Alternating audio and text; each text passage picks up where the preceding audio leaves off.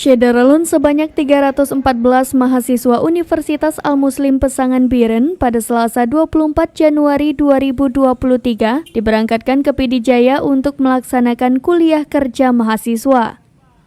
Ketua Bidang Divisi Pengabdian juga selaku Ketua Panitia Pelaksanaan KKM Angkatan 22, Syarkawi saat pelepasan mahasiswa mengatakan, peserta KKM Angkatan 22 tahun akademik 2022-2023 akan melaksanakan KKM selama 30 hari mulai 24 Januari sampai 21 Februari 2023 mendatang. Sebanyak 314 mahasiswa terdiri dari 78 laki-laki dan 236 perempuan.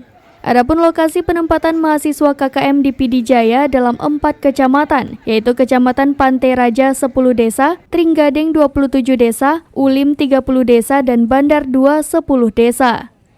Setiap kampung ditempatkan 4-5 mahasiswa. Dalam pelaksanaan KKM ini, Muslim juga turut melaksanakan pembuatan website kampung maupun kegiatan pengabdian masyarakat yang lainnya. Setelah selesai KKM 1 bulan, pihaknya berharap website kampung itu bisa berfungsi dan dapat bermanfaat bagi kampung dan Pemkab Pidijaya. Dari Biren, Yusmandin Idris, serambinews.com.